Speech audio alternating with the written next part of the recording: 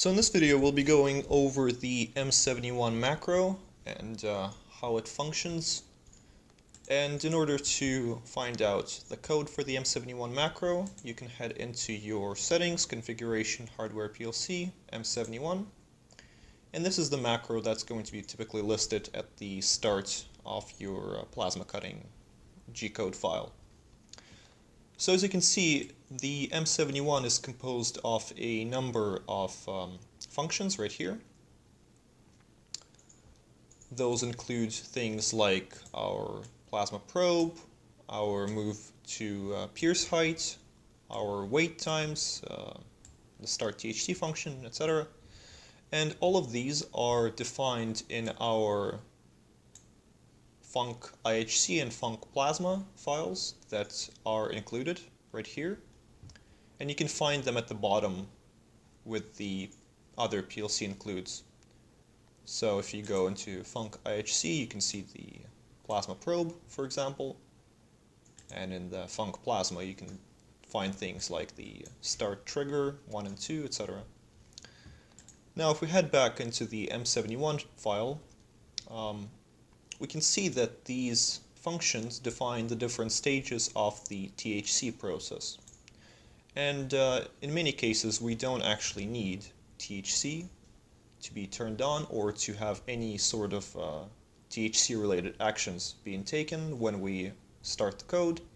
Perhaps all we want to do is to turn on the one physical output that will turn the plasma torch on.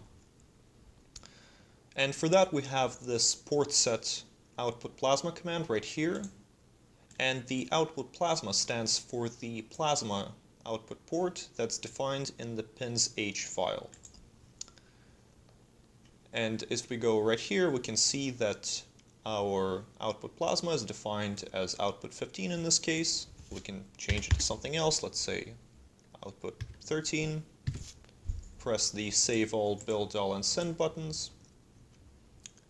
And the file will be updated to take the new output plasma into account.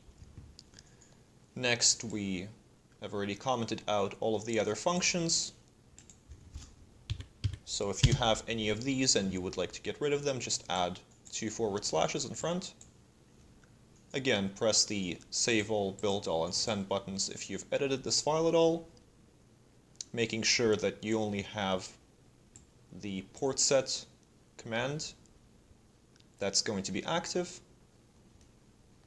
And if we go back to the main screen, here we have a G-code file with an M71 command. And if we go into the diagnostics, we can see that our output 13 is currently off. We start the file, begins the movement, we go back, we can see that the output is now on. We did not go through any of the other functions, we did not do any of the waits, the triggers. And here you can see that it's just going to keep going, turning the output on and off as needed. Thank you for watching. Please visit our website at pv-automation.com for more information.